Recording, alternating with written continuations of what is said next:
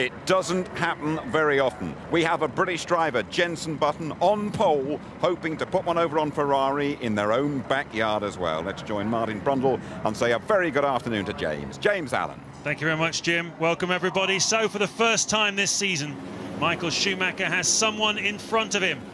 And it's Jenson Button, who put in surely one of the best single-lap qualifying efforts we've seen so far. And it's set us up for what should be a very interesting race, particularly the first phase of it. We've had a heavy rainstorm overnight here in Imola. It's washed all the rubber off the track, and we've seen throughout this season that Michael Schumacher there in the Ferrari on his Bridgestone tyres on a green track tends to be much, much faster than the Michelin cars. So absolutely critical for Jenson Button that he stays ahead of Michael Schumacher through to the first round of pit stops, which we're expecting to be around about lap 8 to lap 11 here this afternoon. 62 lap Grand Prix, a 3-mile track here at Imola. Every corner a classic name, and there a study in concentration. 24-year-old Jenson Button in just his 70th Grand Prix start, and he's finally hit the jackpot.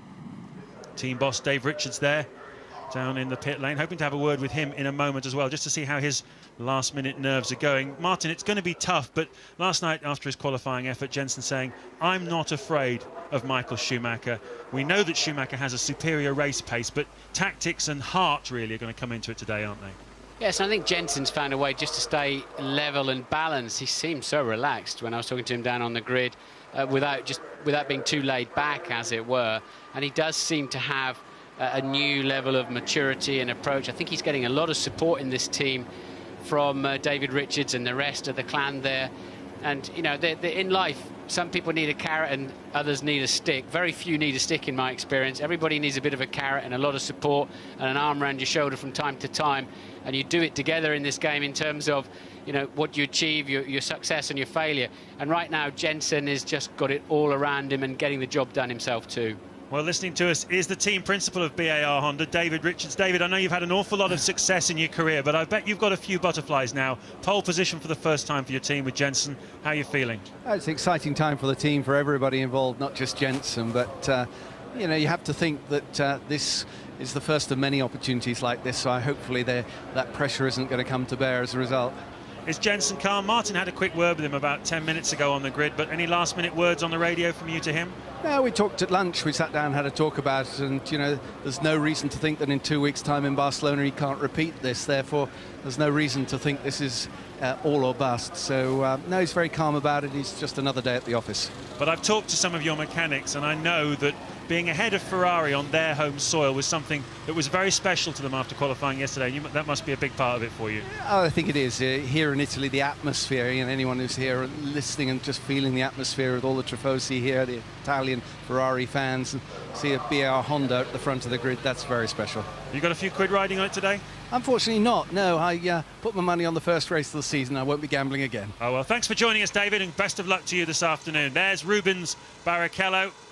Eyes closed, focusing, visualising the start procedure, the run down to Tamburello, the first corner here on this Imola track, modified after the death 10 years ago of Ayrton Senna. It's a chicane now instead of a flat-out, scary, let's face it, left-hander, which is what it used to be. And they'll be approaching that right about 130 miles an hour off the start line. There then, the skyline of Imola, about half an hour outside the city of Bologna in northern Italy. A favourite venue of a lot of people in Formula One, and certainly a well-maintained track. Yes, ironically, putting a chicane in has helped this racetrack because, as you say, James, it was just scary. No driver skill involved in Tamburello before. And a BAR mechanic on the grid there. Let's hope he wasn't in the zone when they're not allowed to be on the grid. I think he was clear. It's about 15 seconds they all have to be away from the car, so that was fine. But, yeah, you just used to sit there and hope nothing happened. Now it's quite a challenge to drive. So this track, as ever, everybody loves driving here. It's a wonderful, wonderful racetrack. It needs a bit of a tidy up. It'd be such a shame if this is the final San Marino Grand Prix here in Imola. Certainly would. Seems like a long hole, doesn't it? Just waiting for this parade lap to start. There we go. Jenson Button lays some thick layer tracks of rubber on his start position. Now, in the support races that we've seen here in the last couple of days, Formula 3000, which you can see next Sunday on Speed Sunday here on ITV1, and also the Porsche Super Cup race, Martin, the guys starting from the pit wall side where Michael Schumacher is starting from, they all had terrible getaways. Now, I know it's rain and washed the rubber off the track, but it still seems to be the dirtier side is not giving quite the grip, which must be a bit of a boost for Jenson Button. Yes, I think when there used to be a warm-up, that would be even more significant. But as you say, some of the advantage has been washed away with no significant running today. But traditionally here, the left-hand side of the grid has always been better over all the years we've raced here. And also, it's a left sweeper where you do not need to be on the right-hand side of the road, so you can just stay left. So you've got a grippier side of the track. You've got a straighter run down to Tamburello. It is an advantage, no doubt about it, providing they get their launch control sorted out. But I haven't really noticed the BAR being particularly good or actually having a problem away from the start.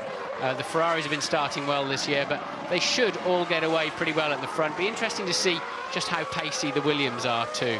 Yes, I think you need to watch out for Juan Pablo Montoya, who was absolutely delighted to qualify in third place, and I wonder whether that means that perhaps he's carrying a little bit more fuel than the others. Certainly, he feels he can get into the mix. He's starting on the clean side of the track. Watch out for him having a bit of a run at Michael into the first corner. We saw a Williams last year, Ralf Schumacher getting in front of Michael Schumacher on the run down to the first corner, so watch out for them. Also watch out for Fernando Alonso this afternoon. Renault had a slow start to the weekend, but Alonso is confident in his race car as well. I think what's important here for Jenson Button is he has led Grand Prix, albeit for short periods of time, but Indianapolis last year he was leading the Grand Prix, wasn't he? And this year too, at certain phases of the race, okay, given pit stops mostly, he has led the race, and that's one mental hurdle he's already cleared and put behind him. So I don't think he'll be too scared if he's got absolutely nobody in front of him heading down to the first chicane. You see he's slowing down there. He doesn't want to arrive on the grid too soon and have to wait for a long time with a stationary car getting hotter and hotter before the rest of the field arrives. So showing a degree of maturity there, Jenson Button. It's been a while since he's been on pole in a race, back in 1999 when he was still a Formula 3 driver, and I guess it takes a while for it all to come back to you, and it's a very different game when you reach the Formula 1 level. Michael Schumacher there alongside him. His first pole position was back in 1994, and he won that Grand Prix. Can Button do the same as Michael Schumacher? The tension rising now as they come back to the grid. Michael's smoking the rear tyres and then locking the fronts, trying to get brake temperature and rear tyre temperature.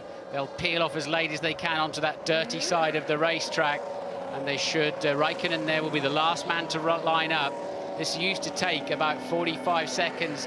Jean-Marie Balestre just beat up on us when he was president of the FIA to get it in under 30 seconds. That was with 26 cars. I still think they take too long to form up on the grid, and it's unfair on those sitting at the front of the grid for 3/4 of a minute with no air going through the radiators. Okay then. Hold on to your seats. Kimi Raikkonen is at the back of the grid. He is now in position. Watch out for the red lights. When all 5 go off, we'll be racing. And Button versus Schumacher. Round 1 is go! Cracking start by Jenson Button. Montoya there, but Michael Schumacher cuts across him. Rubens Barrichello goes wide. Good start by Takuma Sato as well. 3 abreast into Tamburello. One of the McLarens has gone straight on it. Must be David Coulthard. And look at Montoya. He's really attacking Michael Schumacher as they go down towards Villeneuve. He wants through. He wants through. No, he can't get through. And that's McLaren without a front wing. And look at Montoya attacking Schumacher. Coulthard then lost his front wing. This is perfect for Jenson Button. Schumacher and Montoya too busy watching each other. Schumacher pushes Montoya clean off the road. Now Ralph's having a go down the outside. It's too grassy and too wet there, so Ralph loses out to Takuma Sato. It was stupid trying to hang on to that once Montoya had covered his line. And great news then for Button, a comfortable lead, and it's taken the pressure off Michael Schumacher while Montoya has to recover. What an explosive start to the Grand Prix. Incredible side-by-side action. The two Williams is there on the grass, but Schumacher and Montoya, we need to see that again. That was incredible going through the Tosa corner. Well, Montoya tried to go around the outside, and Michael just clean took the racing line and ran him off the road. I don't think it was really anything bad on Michael's part. In fact, I'm comfortable it wasn't. Just that Montoya didn't really have enough space to pull the move off, and Ralph thought he'd take advantage of it. Look at the lead that Button has going over the line then. It is 2.7 seconds, perfect at this stage. But now, unfortunately, Michael can get into his stride. He'll be dragging Montoya along with him. This is where Jensen needs to push as hard as he can and get this gap built up. Yes, well, we said before that the Bridgestone tyres are very, very strong in the early phase of the Grand Prix. Michelin's take a little while to come through. Button has to be on top of this. There's so much to think about as the McLaren of David Coulthard comes into the pits. So teammate Raikkonen, where's he at the moment? He's in 15th place, having started 20th. And another sorry weekend for the McLaren team, isn't it? Best hope for points today was Coulthard, and he's already dead last now. So Jensen Button almost looking like he's on single lap qualifying at the moment. Where are the rest of them? And here we're going to see a replay of the start. Great start there from Jensen Button. A poor start from Montoya, but he recovers it. At the moment, he's racing the second Ferrari. Brakes later, and in comes Coulthard, braking too late. Hooked up with the back of the Renault of Jarno Trulli. Here's another shot then of the start. Everybody getting away. Ralph immediately looking for a way around his teammate. Had to get off the throttle, and that allowed Barrichello a chance. But Montoya covered his ground well, and there is Coulthard in the background, having connected with the back of the Renault. He locked his wheels up. Obviously got caught out in the concertina effect, and off he goes. Did he connect with the suspension? This is the view from Michael Schumacher's car of Jensen Button's perfect start. Michael Schumacher's taken half a second rather, out of Jensen Button's lead. It's down to just 2.1 seconds, so he's going to be closing in on him soon, but maybe for the first stint he won't try and pass him. We will see. Certainly it's going to be a tactical game here this afternoon. Button leads, Michael Schumacher second, Montoya third, Sato is fourth, fifth is Ralf Schumacher, sixth is Rubens Barrichello, seventh is Jarno Trulli, eighth is Mark Webber, where he started for Jaguar, ninth Alonso. He slipped a few places on the grid. Down 3, in fact, and D'Amato is holding on in 10th place. And here we are from on board Michael Schumacher's car then, and look, just nowhere for Montoya to be, but Michael was on the racing line. It was Montoya put himself in a position that made it very easy to bin him on the outside. And now Montoya covers his ground, and Ralph should have got out at that point. It wasn't going to happen with so much rain overnight. But look, Schumacher relentlessly closing in. He's 5/10ths faster on this lap than Jensen Button. He'll be behind him in 3 laps' time. Button hasn't got Schumacher's pace at this stage of the Grand Prix. No, well, they do the long runs during the Friday practice and again on Saturday morning, and looking at the times through there, you could see that Button was lapping consistently in the sort of low 1:22s, that kind of range, but not able to break into the 1:21s. Michael Schumacher, though, was a good 0.6 of a second, sometimes almost a second faster. Now, of course, you don't know what the fuel loads were relative to each other, and we still don't know how much fuel each of these two cars is carrying. We'll only find that out when they make their first pit stops. But clearly the Ferrari has a faster race car, and as I said before, it will come down for Jensen Button to tactics, to tenacity, to heart, to character, how long he can keep Michael Schumacher behind him. Now, has he responded? Michael Schumacher just 0.2 faster in the first sector, so Jensen has done his fastest first sector of the Grand Prix. We're only on lap 4, but he seems to be able to respond, although Michael's still closing in on him. Well, in 4th place, we've got Takuma Sato, teammate to Jensen Button. He's had a good start to this Grand Prix, but he is holding up the cars behind him. He's lapping a couple of seconds a lap slower than this group. So what we've got is the front 3 breaking away. Button, Michael Schumacher and Montoya, they're all breaking away, and Montoya's 3 seconds behind Michael Schumacher. There he is, you can see in the back of your frame. Then we've got Sato holding up a big queue of cars behind him, 4th, 5th, 6th, 7th place. So 2 big scraps going on the track. The gap is down to 0.9 of a second.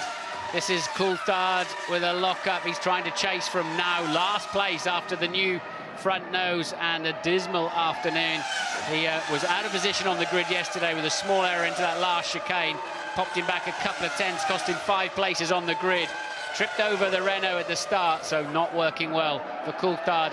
Going okay for Jensen Button, but he can't. He has responded to a certain extent from the pressure, but he can't do enough to stop the relentless closing of Michael Schumacher. But Sato's got a nice little queue behind him, look. Yeah, that's the one I was talking about. You've got Ralf Schumacher, Rubens Barrichello, Jarno Trulli, Mark Webber and Fernando Alonso all in that queue there. all trying to find a way through. Pretty difficult track to overtake on, isn't it, Imola? Well, to back that up, James, Kimi Raikkonen was 15th at the end of the first lap and is still 15th at the end of the fourth lap, not making any progress at all. Of course, they can fuel him differently, probably a bit heavier than the cars around him, but he's following Fisichella in the Sauber and has not been able to do anything about it. Let me just explain the lap counter at the top there. It says 58/62. 62 lap Grand Prix and 58 to go. That's what it means. So we're working on lap 5 at the moment. You can count down the laps with us this Grand Prix. And Jenson Button at the moment, well, his last lap, he's picked the pace up. A 21.6 for Jenson Button.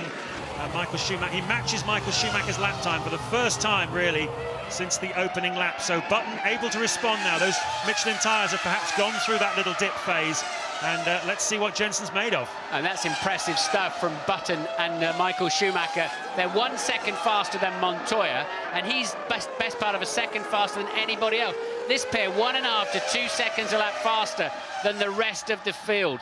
Great pace up at the front, and Jenson, for the first time in the Grand Prix, posted a fractionally faster time, as you said, James, than Michael Schumacher. Very important. Button, Michael Schumacher, Montoya, Sato fourth, Ralf Schumacher 5th, Barrichello, Trulli, Webber, Alonso 9th, De Matter 10th. Well, the $10 million question here this afternoon is when will these two men make their first pit stops? If Button comes in 2-3 laps earlier than Michael Schumacher, it will explain some of what happened yesterday in qualifying, but it won't explain it all. It was still a very, very good lap by Jenson Button. But if they come in on the same sort of lap, or even, dare I say it, Button comes in later, it's a real statement of intent. And you heard David Richards there before the start of this Grand Prix talking about, well, if it doesn't happen here, it'll happen in Spain. If it doesn't happen in Spain, it'll happen somewhere. The BAR team really are on a crest of a wave at the moment. They've got a lot of confidence in this car. Both drivers have confidence in it too, and I think that confidence is really showing in the way that Jenson Button is attacking this race in the early stages. Yes, I think BAR have done a good job of trying to undo the lid of the pressure cooker. They've got to keep saying, hey, I mean, yesterday Jenson said on ITV when he wasn't yet on pole position, third will do, third's great, I'd like to be first and all that. And that's, I think, how the only way they can approach it, to take away the enormous pressure on them, being the only people that can remotely challenge the Ferrari team at this time. And still, they're over a second faster than Montoya, but crucially, the gap down to just 0.7 of a second. But also in that, James, it's the turbulent air zone now. Michael Schumacher just getting into the turbulent air coming off the back of that BAR. The air has worked hard to force the car into the ground, to give him grip, and it's pretty angry and swirling around by the time it leaves the rear wing, and Michael's got to drive through it. This is on board with Michael Schumacher. That chicane they just went through is where Michael made his mistake yesterday in qualifying, and Jenson Button was able to get the advantage. This is the part of the lap where Jenson was quicker anyway, though, the last 2 corners. We saw last year in the Grand Prix that Ralf Schumacher led the first stint. Michael Schumacher sat in second place waiting to see what would happen, and he passed him really through the first pit stop sequence. Will he do the same thing again this year? Will he play a patient game in this first stint and then try and rely on passing through the pit stops? If it comes down to a pit stop race, that really will be a challenge for the BAR mechanics. Well, we've seen the BAR very strong across the curbs. At the moment, Jenson's giving them quite a lot of respect. In the pits, De Matter and Massa from 10th and 11th. The first ones to blink then, the first to need fuel this afternoon in this 3-stop race. Yeah, this is lap 8, as I said, any time between now and around lap 11. Anyone goes longer than that has done an impressive job in qualifying. Felipe Massa, you can see there in the pit lane, his 23rd birthday today. And that is Giorgio Pantana, I believe, retiring from the Grand Prix. He's stopped out in the middle of the circuit somewhere, so we've got a yellow flag in the central part of the lap. Here's the battle between Ralf Schumacher and Rubens Barrichello. No love lost between those two.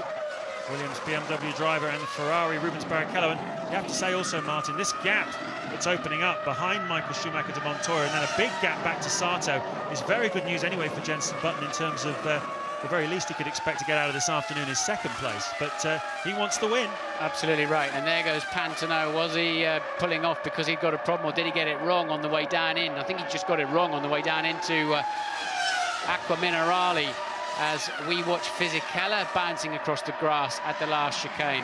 Right, that's 2 consecutive laps then. 2 consecutive laps that Button has been faster than Michael Schumacher. Montoya pits early from third, so they didn't have more fuel on board. Montoya in then at the end of lap 8. The leaders are on lap 9. The Jaguar of Webber comes in and very nearly connects with Montoya as he departs the pits. Well, that's very interesting because obviously this pit lane here at Imola is quite narrow, 80 kilometres an hour speed limit. It's normally 100 at most venues we go to, and we've already seen some teams being fined for releasing their driver out into the path of another car. Now that was pretty close, it looked to me, with the Jaguar coming down there. So interesting to see if there's any sanction taken against the Williams team as a result of that, because that was close.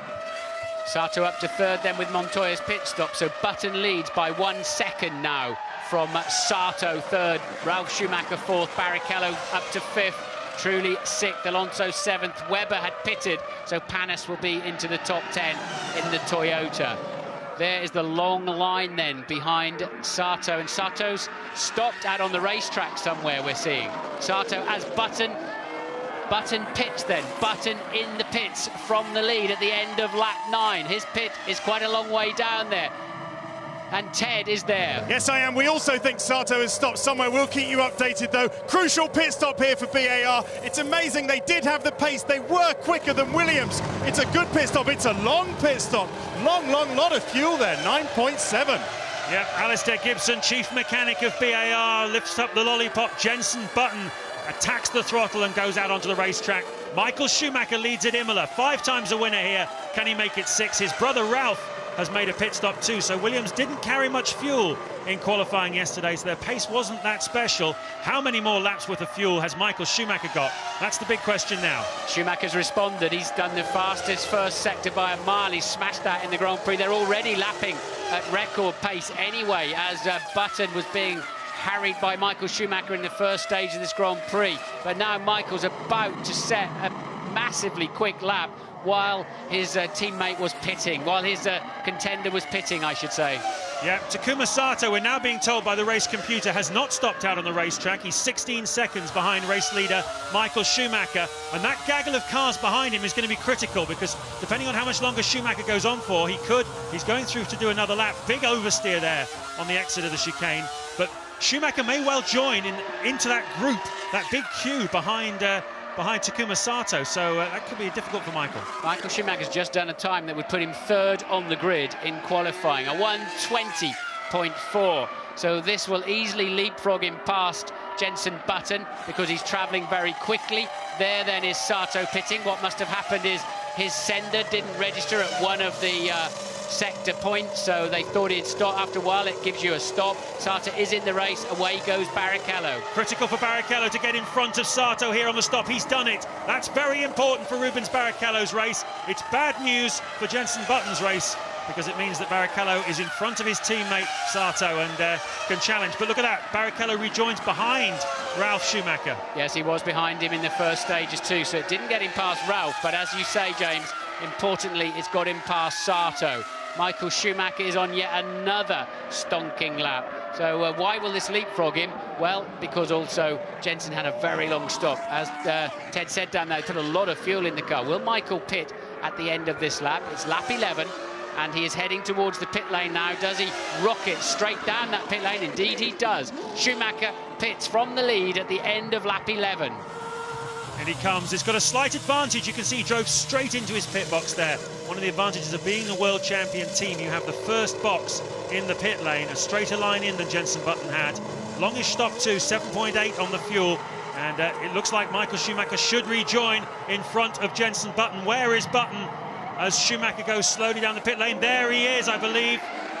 And no, that's a Renault, so Button's well behind. And the extra fuel that Ted spotted going in has accounted for the difference. So Michael Schumacher retains his lead here at Imola. There is Jarno Trulli behind him. He's in real-time second place. He hasn't yet made a pit stop, so that is position for Jarno Trulli. And behind him on the racetrack, there you are, is Jenson Button.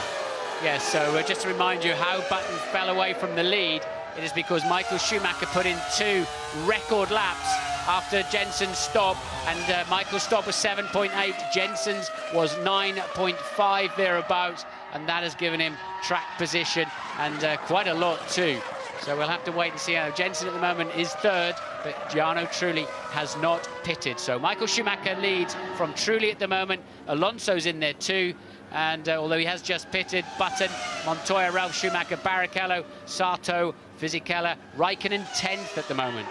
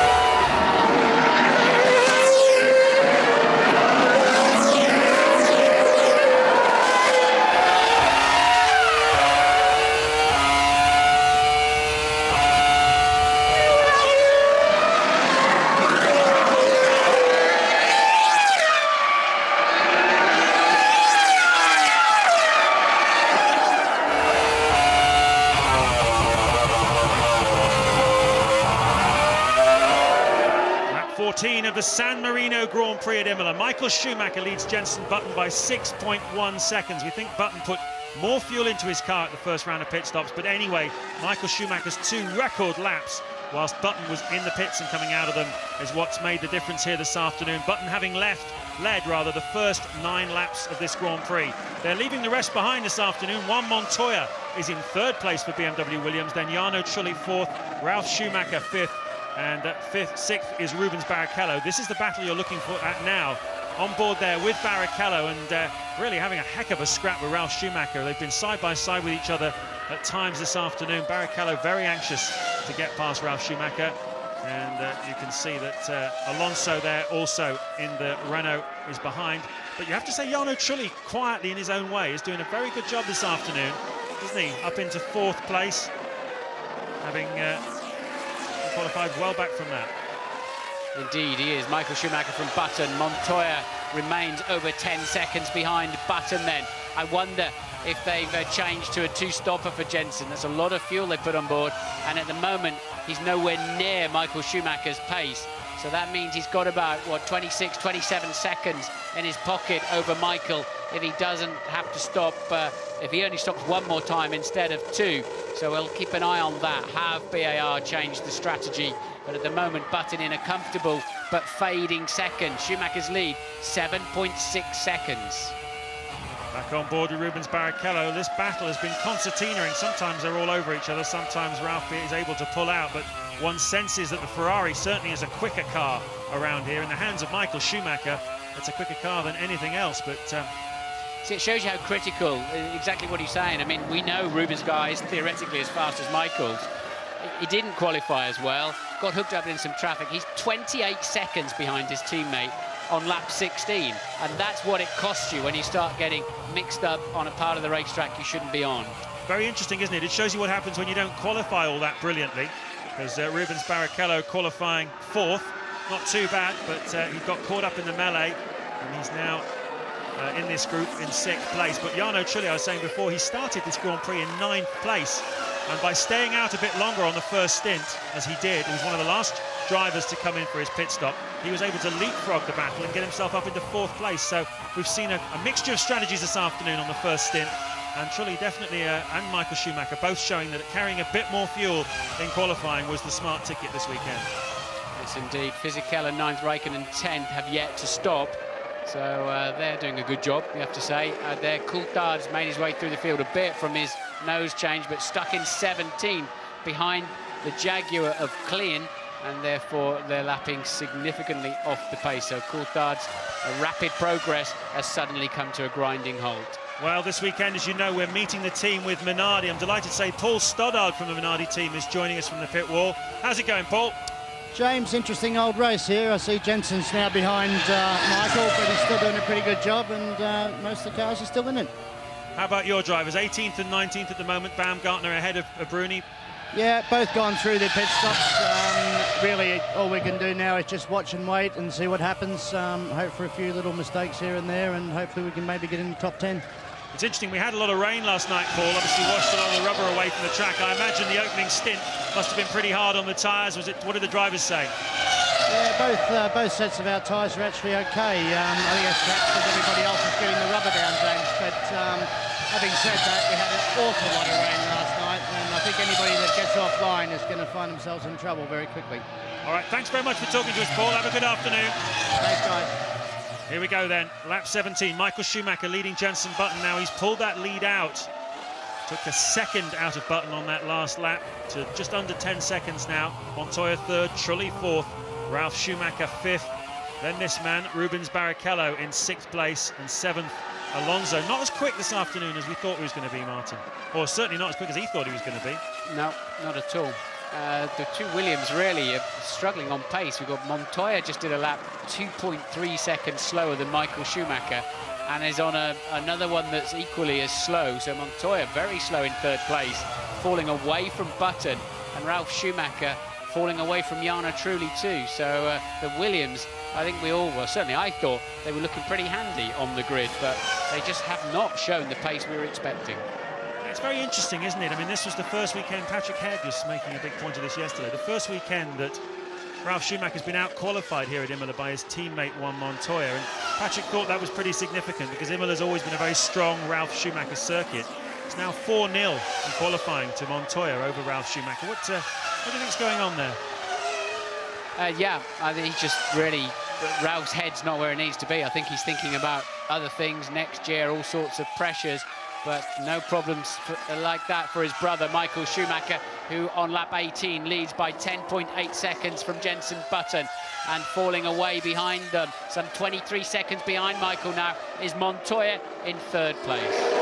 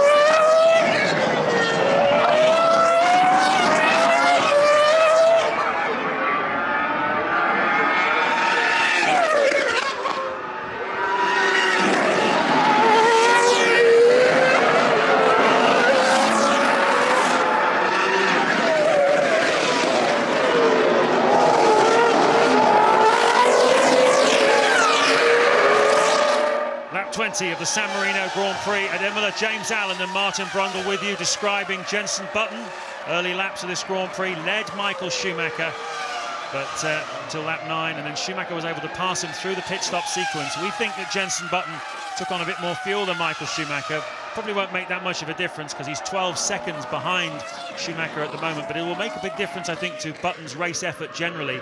Also helping that is the fact that nobody else is really on their pace. Montoya is 26 seconds behind Schumacher in 3rd place. Then Jarno Trulli, Ralf Schumacher, Rubens Barrichello, Alonso are all some way back as well. So Button looking comfortable at the moment in 2nd place. The real interest in this Grand Prix as the McLaren of David Coulthard comes in. He knocked his front wing off at the start of this race, and that's a routine stop, I think, for Coulthard.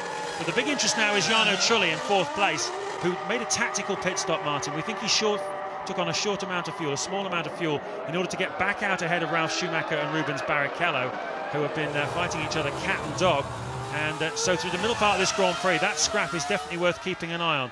Can Trulli stay ahead of Ralf Schumacher and Rubens Barrichello? If Button's got to stop one less time than Michael Schumacher, and of course they've still got the option to change Michael's strategy at some point in the next fill-up, but if he has got one less stop, he's still in the hunt here. Michael's pace is pretty sensational.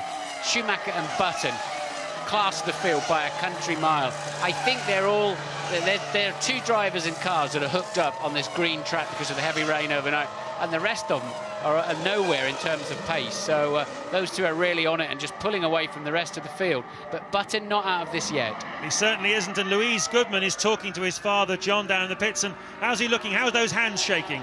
They're shaking a fair amount, James, I have to say. He's just having a quick fag to steady his nerves as well. John, Jenson may have lost the lead in the pit stops, but he's still keeping up a pretty cracking pace, isn't he? Yeah, yep. It's really funny. He's lying in 2nd place, and I feel a little bit disappointed. How crazy. What do you think of that start?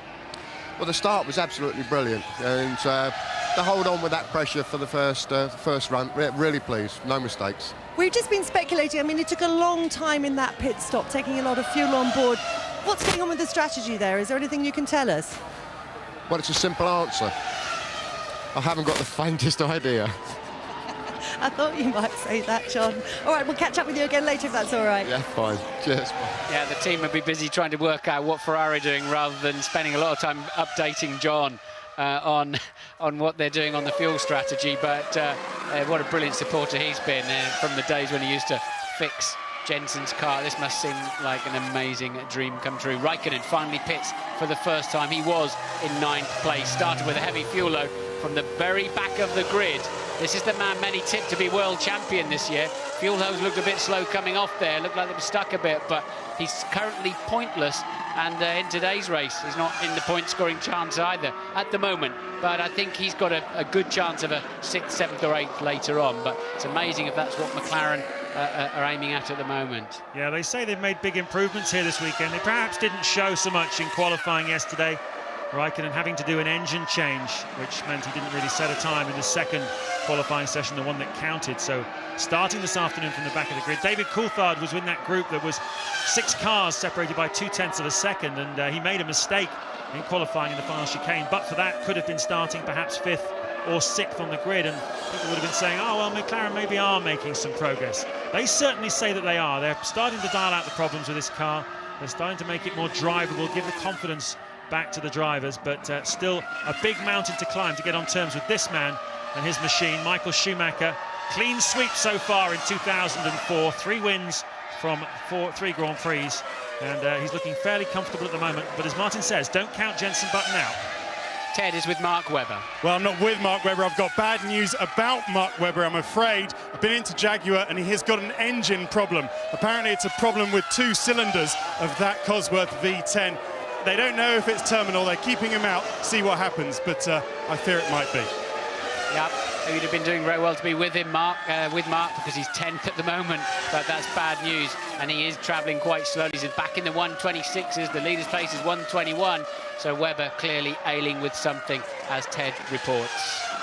Yes, as Martin said, the leader, Michael Schumacher, on lap 24 here, out of 62. lapping in the low 1 minute 21 range. Jenson Button, his nearest rival, is lapping a second slower on 1 minute 22 flat. That last lap for Jenson Button, who's now 14 seconds behind Michael Schumacher. And well, the pace of Michael Schumacher was evident throughout practice. It really is quite extraordinary. And also extraordinary is how Rubens Barrichello can't match it. He's stuck behind Ralf Schumacher, as he has been for most of the last few laps, and a frustrating afternoon for him. I think what's significant there, James, is that all three of them are beginning to catch Jarno Trulli, the fourth place man. Between the four of them now, just 3 seconds separate the lot of them. So Trulli will come under pressure soon. The two Toyotas then are running 11th and 12th. Have they just, yes, just lapping somebody there. So Toyota in 11 and 12, Damata Panis. But again, lapping woefully slowly. So this is lap 24. We're expecting the cars to come in for their second fuel stops around about lap 27 to 30, that kind of range. In comes Toyota. They were the first in last time, weren't they? Cristiano Damata from 10th place came in last time. He's currently running in 11th on this second stint, and he comes in for his second stop. More mechanics are beginning to emerge into the pit lane as well. Well, we've got an email question from Katie Smith in London saying, I've heard that McLaren will be introducing a new car this year. Is it true? As Gianmaria Bruni just comes in very slowly and unexpectedly to the Minardi garage. Well, yes, you're right, Katie. We have heard that McLaren will be bringing out a 19B, as they call it, a B-spec version of this car. And certainly from the driver's point of view, it can't come soon enough. Trying to sort out some of the technical glitches that they have early season with their car. So, yes, Katie, we will be seeing it. And I think it'll have to come by the summer, won't it? July, I think they're talking about. If it's going to make a meaningful impact on the season, they're talking about running it in July. Michael Schumacher now 16 seconds clear. BR didn't test here earlier in the season, so they wouldn't have been here since the Grand Prix last year. And is this a replay, or I think it's live? He's back in again, so whatever his problem was, they obviously sent him round and then had him back in again, so he's got a problem of some kind. But Button then really not so used to the track and conditions in the 2004 spec cars as Michael Schumacher, and it's really showing up at the moment. 16 seconds adrift at the moment. Certainly, as you can see now, the car's starting to come in for their fuel stops. That's Felipe Massa, the birthday boy. He's back out again. He was running in 9th place.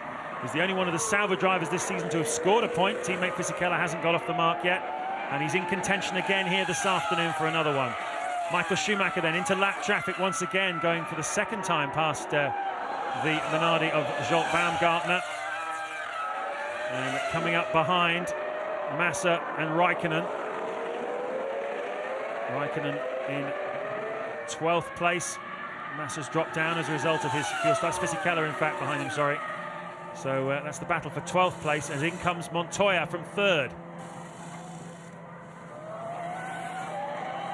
Montoya, one of the early stoppers for the first round, and away he goes. So Montoya then slightly out of sync with the race leaders too by stopping a little bit earlier, lap or two earlier.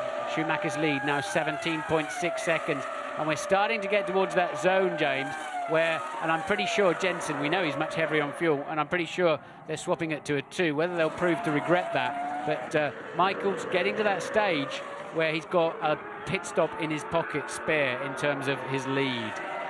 Yeah, you need about 21 seconds here to make a pit stop and rejoin in front of the car that you were racing behind.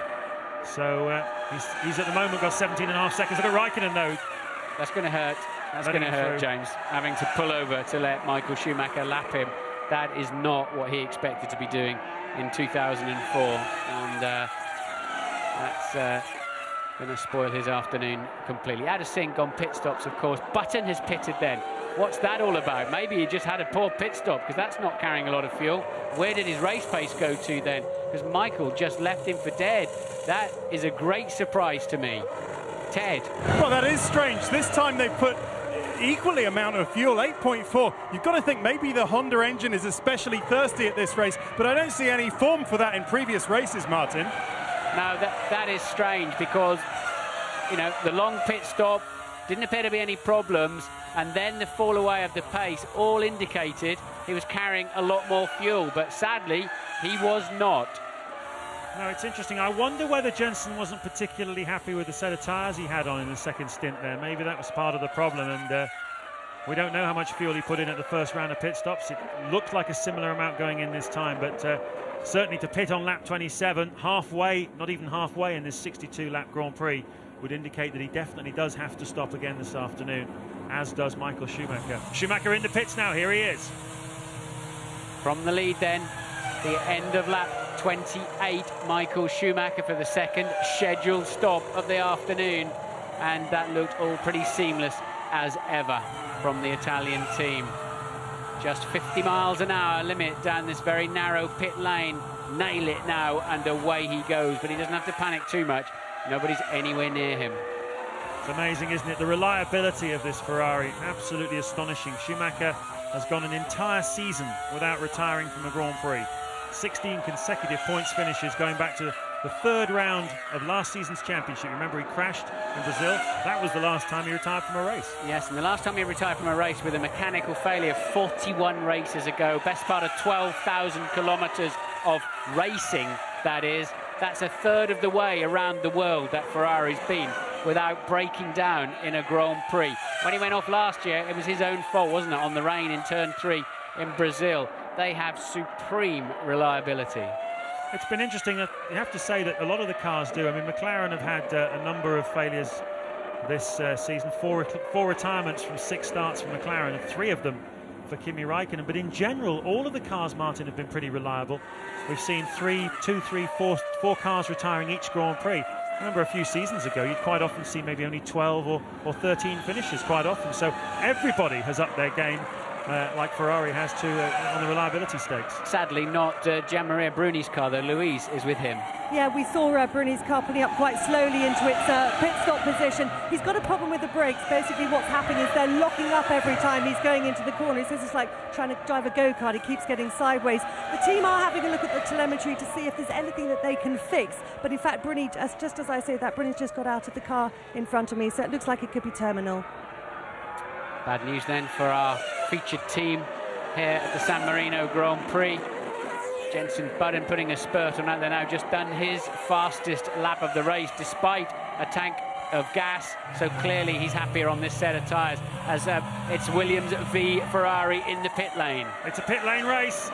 You can see the tension in the mechanics. They release Barrichello into the path of the BAR of Takuma Sato, I believe that is. And look at that, Ralf Schumacher stays in front of Rubens Barrichello, and that will frustrate Barrichello no end.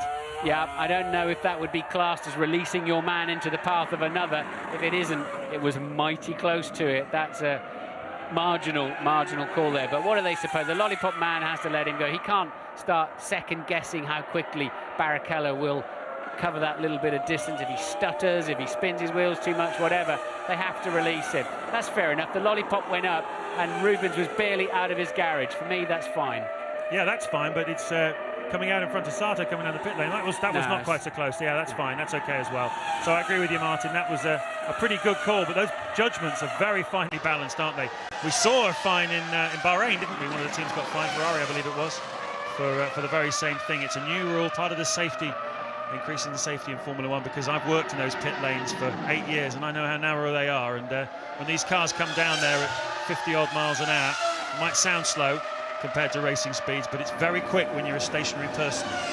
Ted has some news on BAR. Yeah, but into BAR, the riddle continues. There were no problems with the pit stops. The tyres were okay. Jenson hasn't complained about them going off. This place isn't very hard on tyres anyway. I actually looked at the tyres that came off his last stop. They were fine, no blisters. The wear was good. So you can only assume that they've got very high fuel consumption from that Honda engine. It is a lot more powerful than it was last year, of course, so maybe that's just it.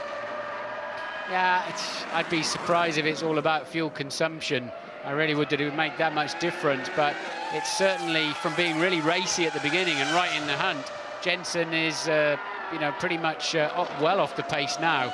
So it's strange. It doesn't quite add up. Whether they've just backed something off once Michael upped his pace, it has to be said, but certainly Jenson's pace went down too. It did, but it's picking up again now, 122 flat. That's not a bad pace for Jenson Button. Michael Schumacher's last lap of 123.8. He's in traffic. Jenson Button, though, is still second at Imola, and we're at the halfway stage.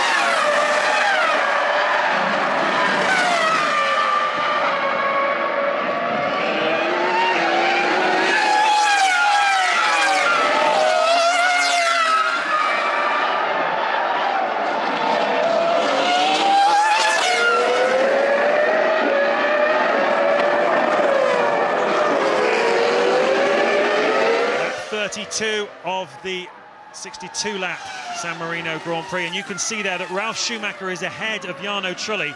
Just made a pit stop, and it was a quick stop, 6.9 seconds by the Renault mechanics, but seemed to take Trulli quite a long time to get up to speed on the exit of the pit lane.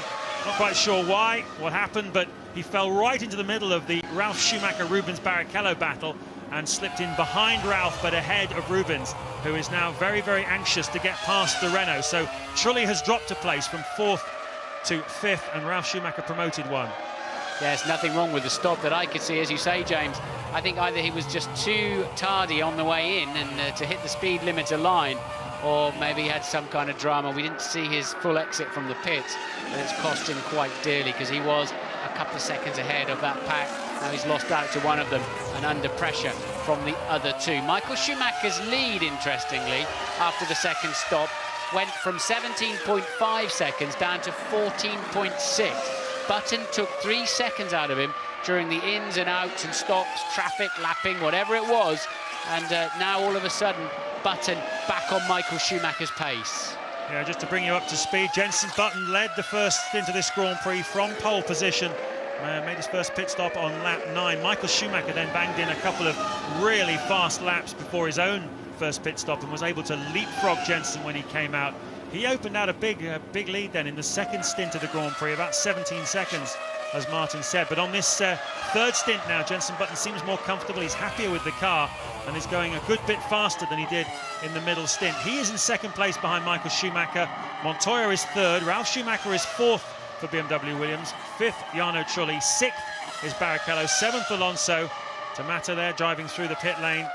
And 7th is Alonso. 8th, Takuma Sato, who was in the first part of this Grand Prix up in 4th place, but lost out through the pit stops in the BAR, sister BAR to Jenson Button's, as the Jordan of Heidfeld exits the pits in 15th place. And news for the Raikkonen fans out there, he was last on the grid. He's now up into 9th place on a completely different strategy from the rest of the field. He's only made 1 pit stop compared to the 2 of all the men in front of him. And this then is Tamata on his out lap, getting it wrong down at what looked like the Villeneuve chicane from the little bit I saw of it. Tamata making an error on his out lap. So this then is the battle for 5th, 6th and 7th, believe it or not. The Renaults have not been good around here. It's a bit of a bogey circuit for them. And unfortunately, they've not got pace this afternoon, but what's Barrichello doing in the middle of them? I was just about to say that. I mean, you talk about the Renaults not being all that clever around Imola, but there's a Ferrari in the middle of them, and we've got a Ferrari at the front, absolutely flying now. Michael Schumacher back into the 1:21 bracket, and here we have Rubens Barrichello. We're riding on board with him now. He has been held up, certainly, I'm sure he'll say that afterwards, by Ralf Schumacher for most of the Grand Prix. You might feel he could have gone a good bit quicker. He was also held up behind Takuma Sato in the early stage of the Grand Prix. How much has it cost him? 44 seconds, that's what he is behind his teammate after just 35 laps of racing. Sometimes when Rubens, I've said this before, when Rubens' chin goes down, it goes down. Something is not happy in Rubens Barrichello's life or cockpit or whatever at the moment. Since Melbourne, he's not been a challenge for Michael Schumacher, has he? No, well, as I said before, we're meeting the team this weekend with Minardi. Paul Stoddard joins us again from the Minardi timing stand. And Paul, what was that with Gianmaria Bruni before? Lots of hand gestures when he came into the pits. What's the story? Basically, James got a locking brake on the right rear, and the boys tried to sort of have a look at it. We took the wheels off, had to go, but there's not much you can do when you're in a race situation. So, given that it was brakes, the safest thing to do is sadly retire the car. We've seen a few cars released by the lollipop men in front of other cars in the pit lane today. Some of them have been pretty close. What's your thoughts on that? Safe enough? As you said earlier, it's a very, very tight pit lane here, and even though we're on an 80k speed limit, you can feel them come past you here. So imagine the boys standing. It's pretty hairy. Okay, what can you do now for Baumgartner down there in 18th?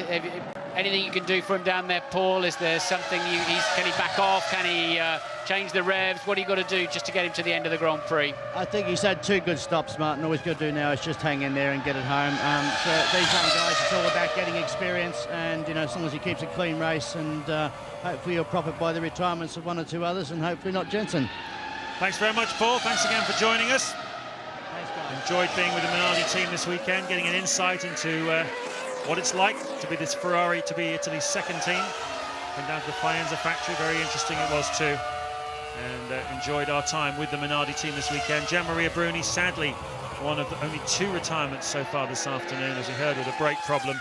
Also, Giorgio Pantano had a hydraulics problem earlier on in the Grand Prix. We've still got 18 runners, though. Michael Schumacher leads by 16.4 seconds over Jenson Button. He is in turn 18.5 seconds ahead of the BMW Williams of Juan Montoya and his teammate Ralf Schumacher. Renault of Jarno Trulli in 5th. Ferrari of Rubens Barrichello in 6th. Renault of Fernando Alonso in 7th. And Sato 8th. You can see a minute behind race leader Michael Schumacher and a long, long way behind teammate Button. But it's been a strong weekend, certainly up until the race for Takuma Sato. D'Amato is showing his stop. We saw him bouncing across the gravel trap. We didn't really see the end result of it, but it appears D'Amato is our 3rd retirement. Pantano in the Jordan, Bruni in the Minardi, D'Amato now in the Toyota. 17 runners remaining. Coulthard's 14th of those, and Button up in 2nd place now, 17.4 seconds adrift of Michael Schumacher, but a comfortable 18.5 ahead of Juan Pablo Montoya in 3rd place. Ralf Schumacher and the battle behind him, 4th, 5th, 6th and 7th, then they're 9 seconds behind 3rd place man Montoya. Yeah, all lapping around the same sort of pace in the high 1:22s. Jenson Button's pace has slackened off a little bit. The last couple of laps, he's just given away a second to Michael Schumacher in front. We're riding on board, though. You can see the rev counter on the left, the maxing out just under 19,000 RPM. But I was just going to say, slightly different to that, I noticed they're shifting at about 18.4, probably a little bit lower than I thought they would be, so relatively conservative on the upshift points. That's where the engine, those final few hundred RPM, is where the damage can be done on the engine. So you're talking about at top speed not being too high at all in 7th gear, and also your shift point needs to be just a few hundred, makes the world of difference for the energy and the masses going on inside. That's very interesting, isn't it, Martin? Because throughout the first Grand Prix of this season, we're now in a formula where you have to make your engine last for an entire Grand Prix weekend, and if you change your engine, you go to the back of the grid. You basically lose 10 places on the grid. And so if you change it after qualifying, you go to the very back of the grid. So we've seen various people saving their engines in practice, perhaps not using them so hard. And here at Imola this weekend, a lot of the cars have done a lot of laps in practice. So clearly they're just, as you say, just being kind to the engines in race day. Barrichello's much quicker than Trulli, but he just can't do anything about it. Look, he'll gain on him down the pit straight now. He's much faster in a straight line, but he just can't seem to get glued to his gearbox and do something about it. There's wonderful sound you can hear from the engines, from the onboard cameras, much better than you hear as a driver. You've got earplugs in, crash helmet on, the exhaust is what, 2 meters behind you or something, and actually you hear more mechanical noise as a driver coming out of the airbox.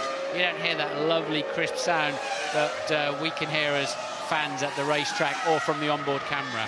Well, Barrichello has been battling with Ralf Schumacher for most of this Grand Prix, but Trulli fed out after the pit stop in front of him, and now that's allowing Ralf Schumacher to get away from Barrichello. As Martin said, the pace of Trulli is not the pace of Barrichello, the true pace, if you like. And you hear that criticism sometimes of Jarno Trulli, don't you? He just lets his pace drop off during the course of a Grand Prix, and I think we're in one of those moments at the moment. He's a good second a lap slower than Ralf Schumacher. Well, we know he's fit. He ran a half marathon, was it just last weekend? So it's not a fitness thing. I think it must be a mental strength, no doubt about it. I mean, he has had some stunning races in the last year or so, but he does tend to just fade a little bit. Michael Schumacher on lap 39, leading Jenson Button by 19 seconds.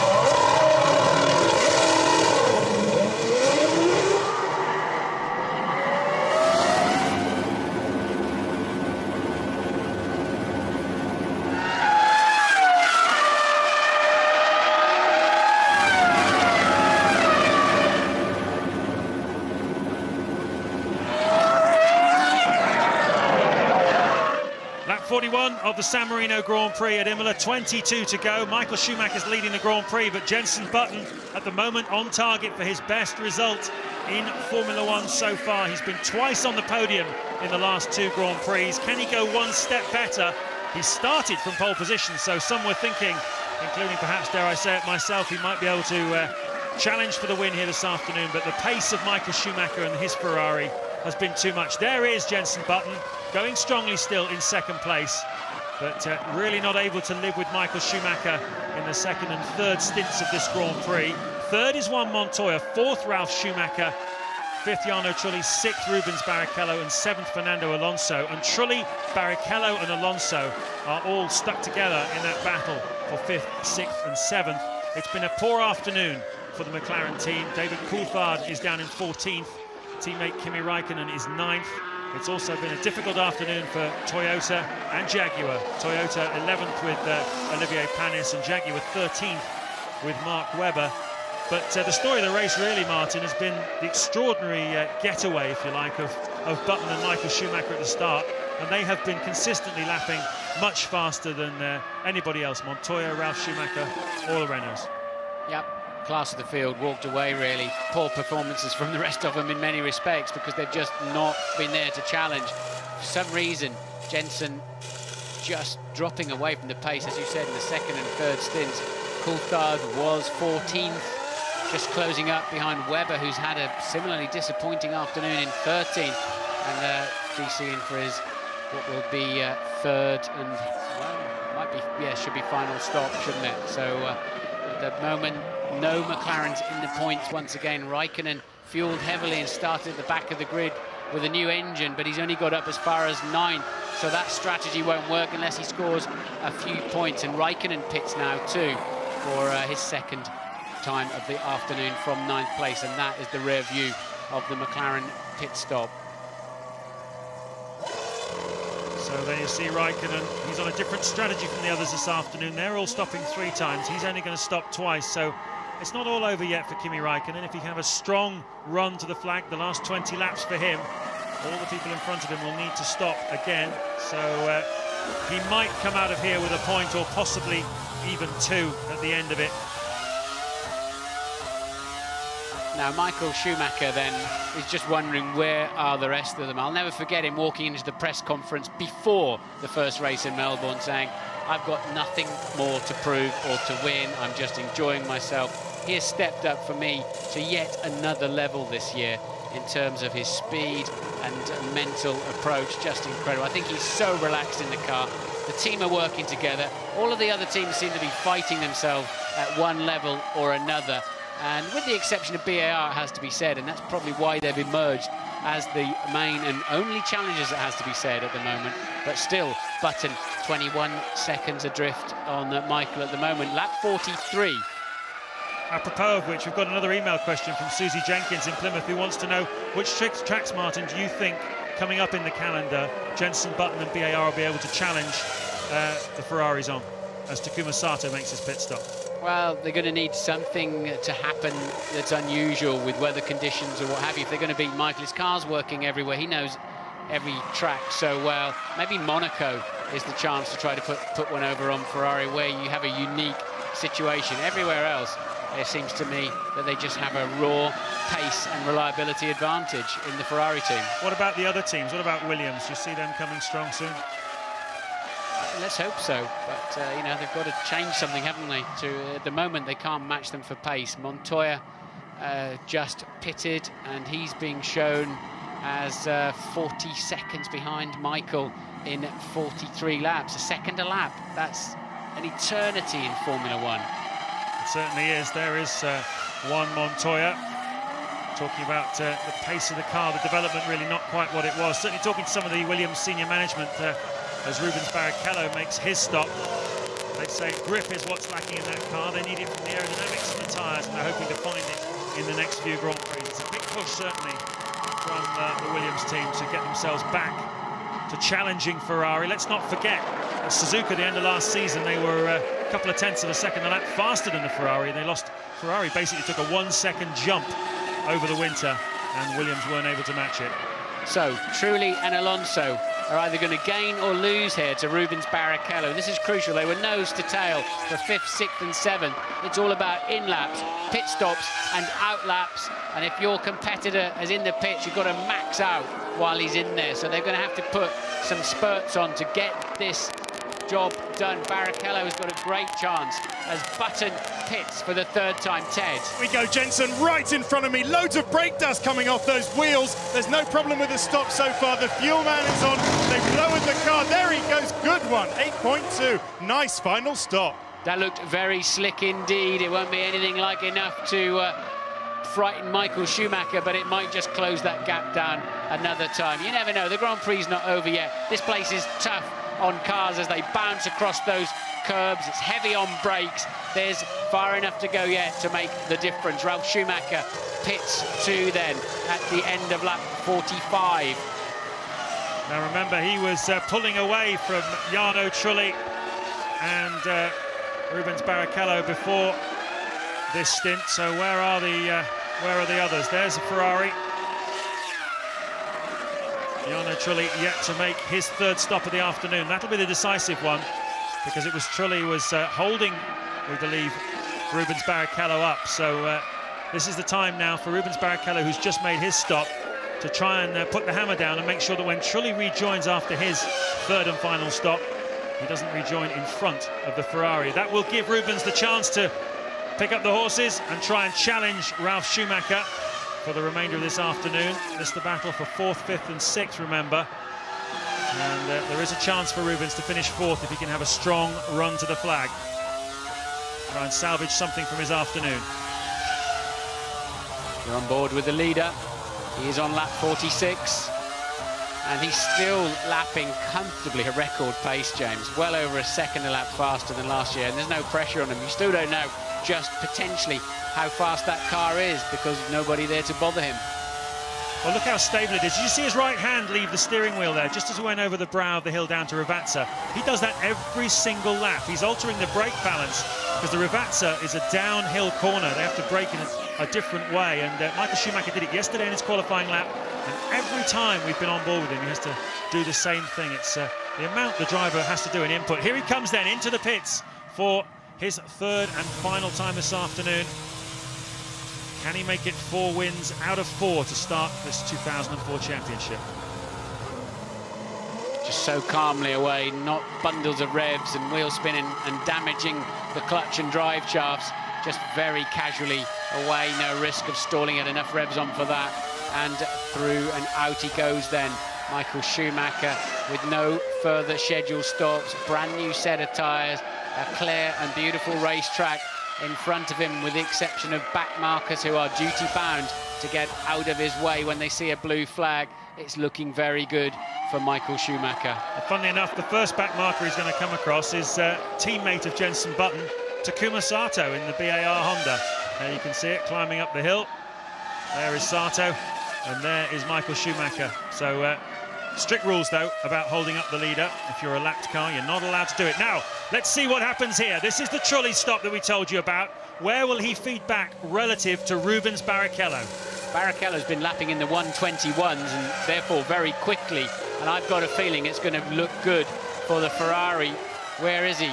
He's just coming out of the last corner, but Trulli's got to do 50 miles an hour down the pit straight. No, it hasn't worked out. Barrichello did not get in front of him, but he's closing very, very fast. I wondered if he'd just done enough to clear, and he has not. So Trulli maintains his position, and the frustration continues for Rubens Barrichello. Not able to do enough in the gap between his own stop and that of Jarno Trulli to make the leap, which is what Michael Schumacher did with Jenson Button. First round of pit stops, but Barrichello unable to match his teammate. It's a really sick feeling when you come out of the pits and you think you've done it, and then your competitor just cruises past about 150, 160 miles an hour past the end of the pit lane. You think, oh no, he's the last bloke I wanted to see now. And there you go. Sometimes it works for you, sometimes it works against you. Well, we were looking earlier on this afternoon at the Lotus, 1986 Lotus, with a Renault turbo engine that Ayrton Senna used to race, and that they didn't have refueling in those days. The fuel tank, 220-litre fuel tank It's been absolutely incredible. This huge thing behind the driver's cockpit between him and the engine, and those were the days. Yeah, it felt like you were towing a caravan when they filled your car right up like that for the start of a Grand Prix. But that's the unique thing about San Marino, that helicopter shot and other shots you'll see around the place. We were racing through people's back gardens here. You hear dogs barking, you see people coming home late in the day. It is, it's really on the edge of the town. It's an amazing feeling here. Michael Schumacher's lead now up to 26.5 seconds. Alonso's third, but has to stop again. You can see Barrichello skipping around Baumgartner's Minardi. 3 laps down on the race leader. But still, Minardi battling on, trying to get the car to the finish. And doesn't look as though Barrichello is really making much of an impression on Jarno Trulli. There you can see the pit stop graph. Alonso then the only odd one out, yet to make his third stop of the afternoon. Hasn't challenged quite the way he hoped he would this afternoon, and Raikkonen stalled, it seems, in 9th place, unable to make any more progress than that. He's 11 seconds behind Takuma Sato in the second of the BARs, who's on course for points for the 2nd race in a row. Here's a scrap. This is Webber and Heidfeld battle for 14th and 15th places as Alonso pits. Was in third. Tucked up behind Barrichello before the pit stops. These final series of pit stops finished. Where will he feed back in? I'm looking out of my window. There goes Ralf Schumacher, and he's going to fit in once again just behind Ralf. So, and ahead of Trulli. Was he ahead of? No, that's a position change. That's a very significant position change. Ahead of Trulli then is good news, and ahead of, therefore, of course, then of Barrichello. So that worked a treat, didn't it? Certainly did. They rolled the dice strategy-wise with Alonso there. Put some fuel in, obviously, for that longer stint, and it's worked for him. And there we were saying he hadn't really been able to challenge the way we hoped he would, and the way he hoped he would. But, well, that worked for him. Very, very well indeed. He's leapfrogged the others and is now in 4th place. Michael Schumacher then leads on lap 50 of 62 ahead of Jenson Button, still going strongly in 2nd place with Montoya, Alonso, Ralf Schumacher and Trulli.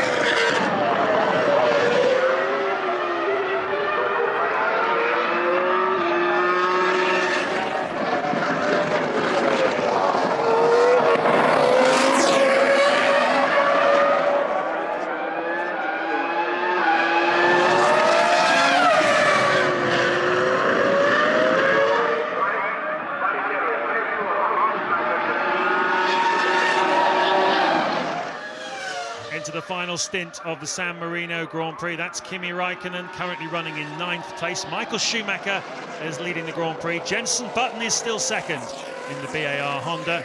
We've lost Nick Heidfeld, who's just pulled off the racetrack. Smoke pouring out of the back of his car, I should say. But earlier, Alonso and Ralf Schumacher, just after Alonso's pit stop, getting together down in Tosa. Alonso trying an opportunist move, was not really far enough up alongside Ralf. He would not have seen him over the very high headrest they have in Formula One cars now. Clearly was not looking in his mirror and just tips him around. Ralf Schumacher recovered from that, but is now down in 7th place. No apparent damage to the car, and Alonso up into 4th, Trulli 5th, Barrichello 6th, Ralf Schumacher down the field.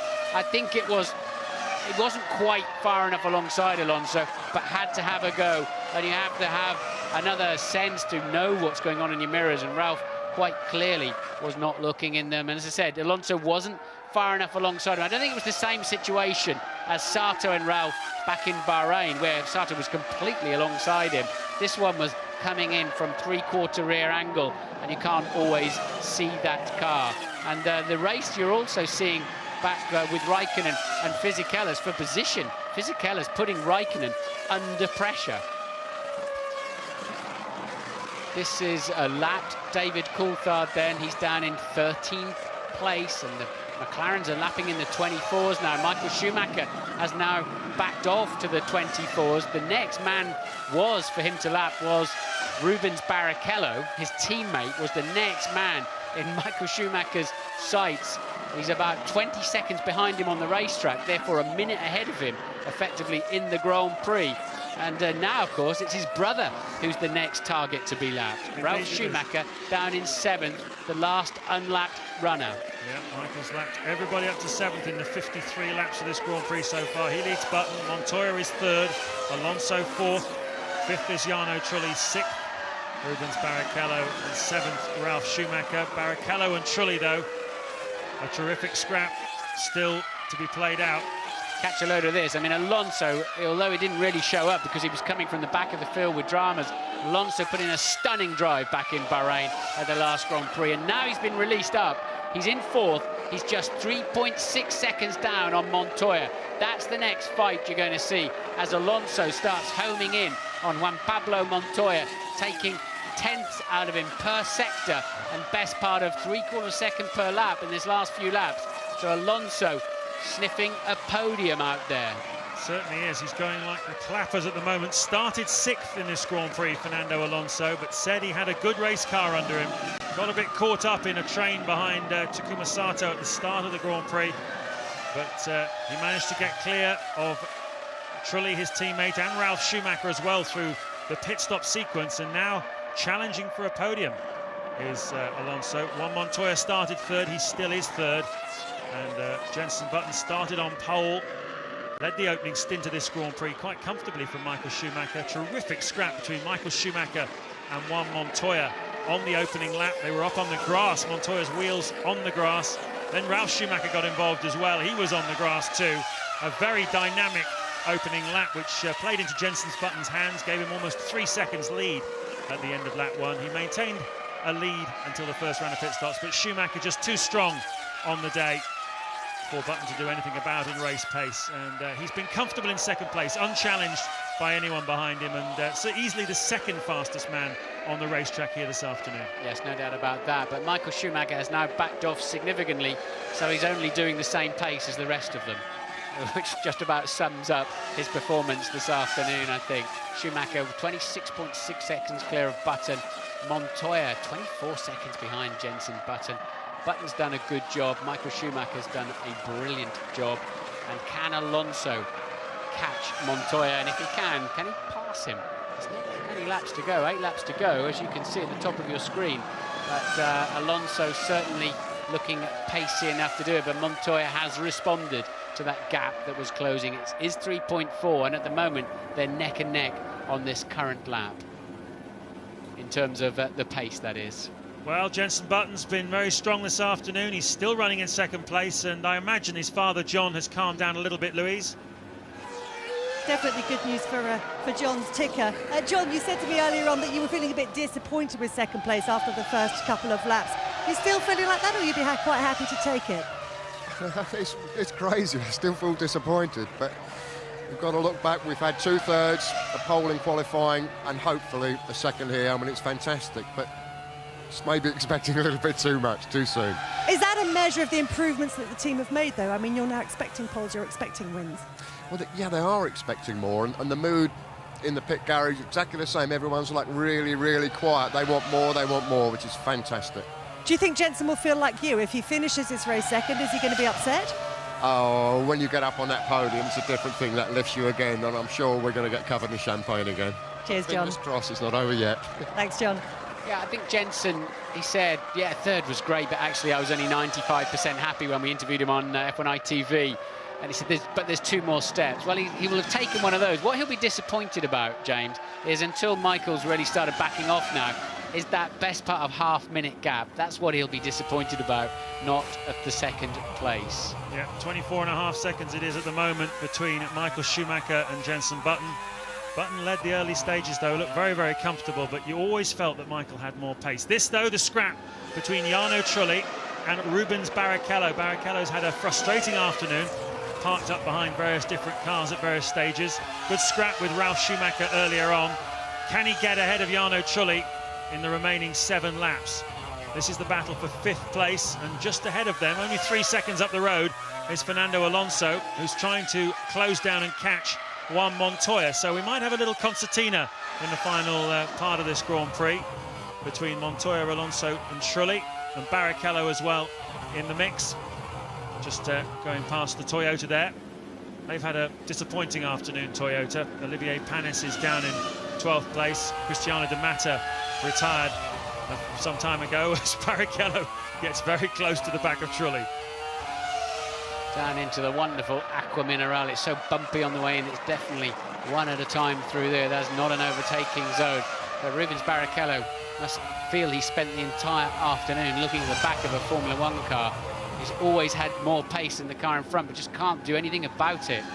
Barrichello down in 6th. So is that bad luck, or is that just not being in the right place at the right time, I wonder? Certainly Rubens started this season very, very strongly. In Australia, he was on the same pace as his teammate Michael Schumacher, literally a few hundredths of a second between them in every session. But since then, Schumacher just seems to have stretched out. He seems to enjoy this car more. I've tried to find out why from talking to various people. It seems this Ferrari is a more edgy car. The 2003 car was more stable. Barrichello was able to really drive it, feel comfortable in it. This car is more difficult to drive, more edgy, and Michael Schumacher's clearly more confident in it, and that's really coming out now. Well, it's shorter wheelbase again, isn't it? And you always get a more lively car when you do that. And maybe that's played back into the hands of Michael. Rubens there still tucked up behind Jarno Trulli. Schumacher, Ralf that is, in 7th, is now 16 seconds behind them after he got tipped out by Alonso. And there you can see that is the investigation that will be after the race. They've changed it by and large this year. They can still give you a penalty if you're clearly guilty during the race, but now they can look at it afterwards, fine you or give you further penalties rather than interrupt. So when the fans leave the circuit or switch off their TV, they know the result. It shouldn't change. There's nothing worse than reading on a Monday morning the result's not what you thought you saw on a Sunday afternoon. No, what's that? That's a BAR of who in the smoke? Which BAR is that? Nobody can tell us. I think it's Sato's helmet, isn't it? He looks a little fella that's got out of that. It is Sato. Oh dear, first signs of Honda fallibility then here at Imola. News of that will be reaching Jenson Button via his radio, and I'm sure they'll be saying you've got 22 seconds in the pocket over Montoya. Please don't push too hard in these remaining 5 laps. There might be a little bit of oil on the track down there as well where Sato has blown up. Well, you saw Honda lost a few engines last season, but this year so far it's been 100% reliability. They've brought both cars to the finish in all 3 Grand Prix, but here in Imola, their first retirement for Sato. A real shame for him because he was on for points this afternoon. And look how hard Barrichello's trying. Now Barrichello still with a point to prove there, but now they've got to get Jenson, as you suggested, James, to just back off 1,000 revs, change gear 1,000 revs earlier, get it to the end. You can't win it. The gap's coming down because Michael's just swanning around now, having fun out there. But Jensen's got to back off too. He's got a 22-second cushion over Montoya in third, and it's just get out of the revs. Well, one man who doesn't need to be told about bad luck and engines is Kimi Räikkönen, who has yet to get off the mark points-wise this season. But Sato's retirement means he is on target now for his first World Championship point in 8th place for the McLaren driver. Finally, then, he's going to get off the mark. And Ted has some news for us on Ralf Schumacher. Well, yes, about Ralf Schumacher. Do you remember he had a warning in Bahrain when he collided into Sato. He had a warning as to his future behaviour, so it's interesting to see what the stewards will make of his crash with Alonso. But just on Sato, wasn't it in Malaysia, James, when Sato blew up just before Jensen had his first podium? They'll be telling Jensen now to back off everything. Let's see what happens to his lap times. Well, his lap times have gone down to 1:28.5, some 7 seconds slower than he was running early in the race. That's probably a bit too much backing off there. The team will be saying, hey, no, a little bit quicker than that. We didn't mean it quite that much, but it does often. It's surprisingly difficult to back off and get your target time about right when you're losing several seconds per lap.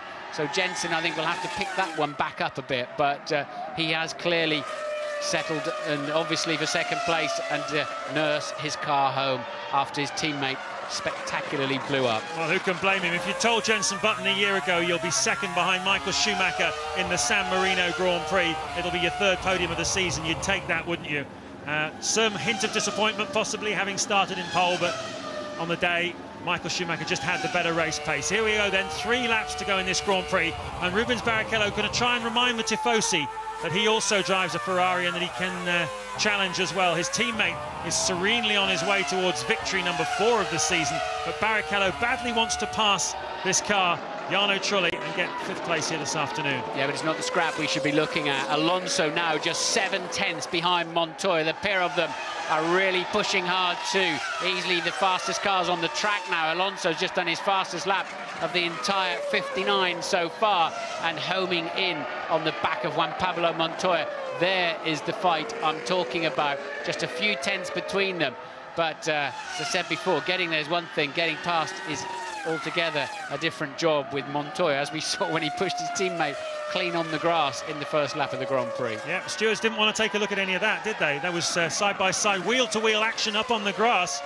So it's just the incident with Ralf Schumacher and Alonso they want to look at, and as Martin was saying, a number of penalties can be applied, but they're future penalties, and Max Mosley, the FIA president, introducing a very sensible measure there, which I think has definitely improved things. Certainly you don't want to go home wondering why the positions had changed. Can Alonso then get past Montoya? This is for the final podium position, and remember, in Bahrain 2 weeks ago, Montoya was on target for 3rd place, and then a gearbox gremlin meant he lost everything and finished 13th, crawled across the finish line. Here again in the closing stages, is he to be cruelly denied another podium finish? Just 6/10 now, and unfortunately, as well, I was talking about earlier on, it's now Alonso in that turbulent air that's been worked so hard over the surfaces of the Williams in front of him. And, well, I have to say, that doesn't look like an overtaking opportunity to me, unless Montoya makes a mistake.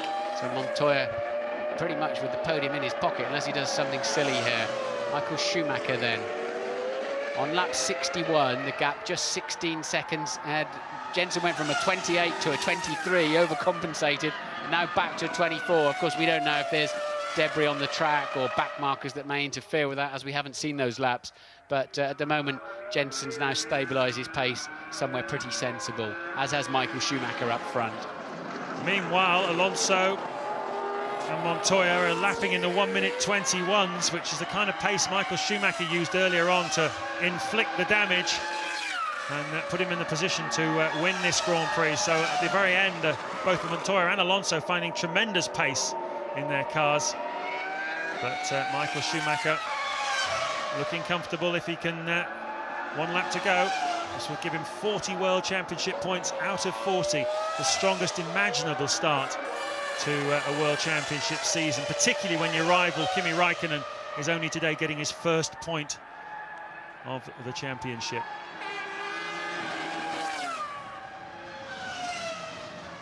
The Piratella corner, all cambered and grippy and nice these days. Used to be a monstrous thing to get around when it was bumpy and tricky curves on the exit.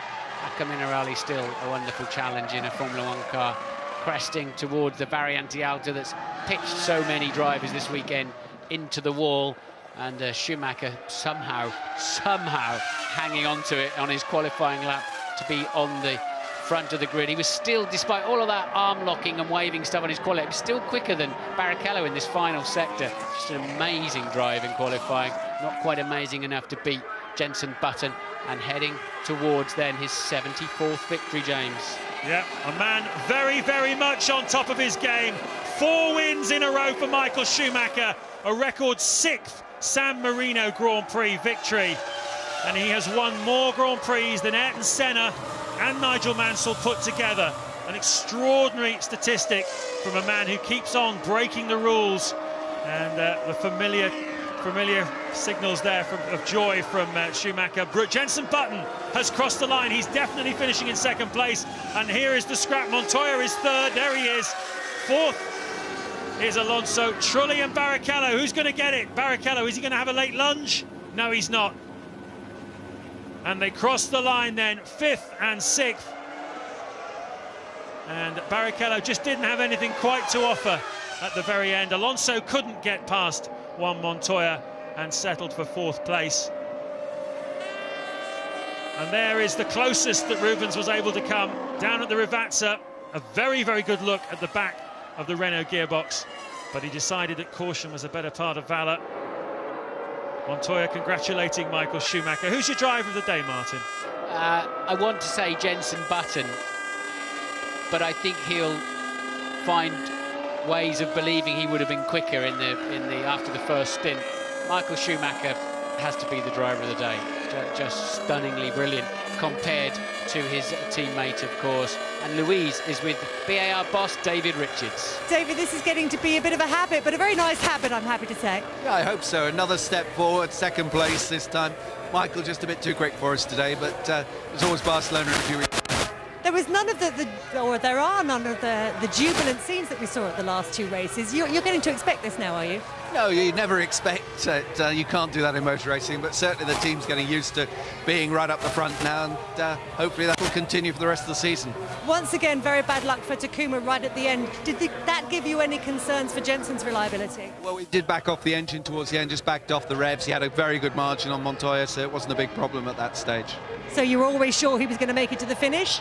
No, well, you're never quite certain, but, very confident. Honda in general being very reliable engine, so not an issue. Thanks, David. Thank you. Well done indeed to the BAR team. They are now 3rd equal in the World Championship with Williams on 27 points. Just 4 behind Renault, who scored today, with Alonso and Trulli 4th and 5th, keeping them 2nd in the constructors behind the runaway leaders Ferrari. And Jenson Button also now just at 1 point behind Rubens Barrichello in the drivers' table as well, which is tremendous, really, isn't it? After 4 Grand Prix of the season, he's a point behind a Ferrari driver in the World Championship. There you can see the final classification. David Coulthard coming in 12th place. He lost his front wing, an altercation on the opening lap. And Webber as well, 13-14 for Klein. A disappointing afternoon, I think, for the Jaguar team. Just the Minardi behind them. Sato, we saw the engine failure. So 15 finishers, 5 retirements, a higher attrition rate than we've seen the last couple of Grand Prix. But Imola is a tough track. It's tough on brakes, it's tough on engines, and it's tough on the heart, really, when you start on pole position and finish 2nd. But I think Jenson Button will manage a smile on the podium. Michael Schumacher just showing his class then, and 4 victories from 4 starts. Jenson's coming off a 6th, a 3rd, now a 2nd, and that's why he's looking so good in the points championship. BAR have been massively strong in testing at Barcelona for the next Grand Prix. They did not test here, as I said earlier in the race, so hopefully they'll be closer at the end. And it's just 9.7 seconds. Button was 2nd to Michael Schumacher, but that's a false number, because Michael was just swanning around 5-6 seconds a lap off the pace towards the last 6 or 7 laps. But so that's not a representative gap, but even so, Button, the only man remotely capable of taking the fight to Michael Schumacher. They're halcyon days for young British drivers. Dan Weldon won the IRL race, Robbie Kerr won the Nissan race, Paffett running at DTM in Germany. Got a text in the race. My son won his first Minimax race today at Wilton Mill near Northamptonshire, cracking little track. And we got some good young British drivers coming through, thank goodness. But at the moment, they're not good enough to beat this old man. Michael Schumacher's got them all tapped, hasn't he? 34. Congratulating Jenson Button. These two are getting to spend quite a lot of time together, aren't they? In the aftermath of Grand Prix, and he's breathing down his neck ever more. I think after the first Grand Prix, 3 Grand Prix, Schumacher might have been entitled to say, what happened to the opposition? Well, now he's got a bit of an inkling that BAR is beginning to get a little closer, led by Jenson Button. There's Rory Byrne, designer of these Ferraris, going back to 1997. And, well, since 2000, they've won the World Championship every year, haven't they? And they won the Constructors in 99 as well. And Rory Byrne, partner of Ross Brawn, is a formidable technical presence there. While others are losing their way technically in Formula One, there is no doubt that these two just keep on building on their strengths. Let's look. Michael Schumacher's 198th start, so a couple of races from now we'll be hearing lots about 200 starts for Michael, no doubt. 74 wins, 58 pole positions, 1,078 points, 34 times second, 18 times third, 58 fastest lap, be 59 with today. Just an amazing set of statistics. And there are a number of records still to be broken, like most Grand Prix and most poles by Michael Schumacher, but one he does break today is the best average score. He's now gone 5.5 points per Grand Prix, and he's just beaten Fangio's long-standing record. That just shows the consistency, really, of Michael Schumacher throughout his career, particularly when you think that he made the move to Ferrari when they were an uncompetitive team. 96 was a real struggle for them. 97, they were still finding their way also. So through those years, Schumacher's not always had the best car in Formula One, but he's certainly kept up a tremendous consistency in his driving. And I think that's one of the great things coming through with Jenson Button. It's Alonso too, these guys that are able to push very, very hard throughout the Grand Prix. What a shame, though, he won't let a Raikkonen or a Hakkinen or a Villeneuve into the other seat and really show he is the best. Do you know for a fact he won't, though? I mean, if they come knocking on the door? The circumstances of the contractual position, I'm sure, means they wouldn't want to into either they're scared of him, which is not always the case, but in terms of the opportunity they're going to have, Michael's got it pretty much sewn up with, in a number of ways. But it would be great to see him head-to-head in the same team as another world champion. So, out onto the podium they will come. There they are. Yes! Michael Schumacher, win number 6 at this Grand Prix, a record for him. And there's Jenson Button.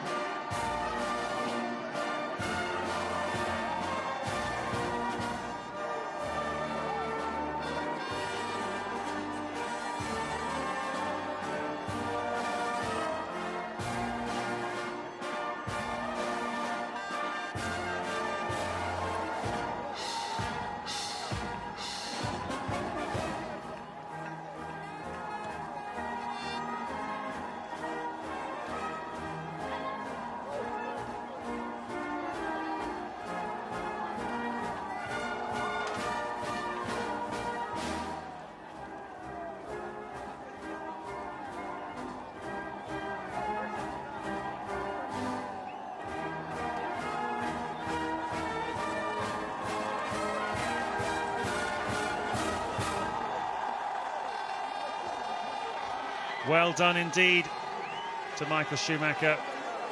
He will get the first place trophy from the Minister of Tourism. And I wonder if that's the last San Marino Grand Prix trophy that he or anybody else will be hoisting. This race very much under threat from new races in Istanbul, Turkey and others.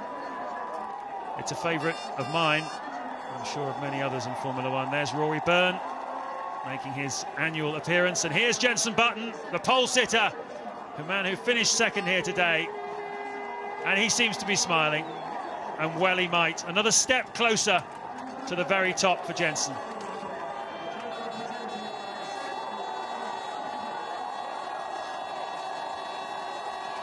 Well, Pablo Montoya really never in the hunt, was he? Got hooked up in the early stages of the race, got into a bit of trouble, but didn't have the raw pace either, and then pitted. He was the first one to pit, actually, wasn't he, of the leading pack. So Williams not qualifying with a great amount of fuel. Montoya at least getting a podium. So next stop, Barcelona in 2 weeks' time. What can Jenson Button and BAR do there? Well, he made us dream this weekend, but then on race day, Michael Schumacher reminded us who really is the daddy.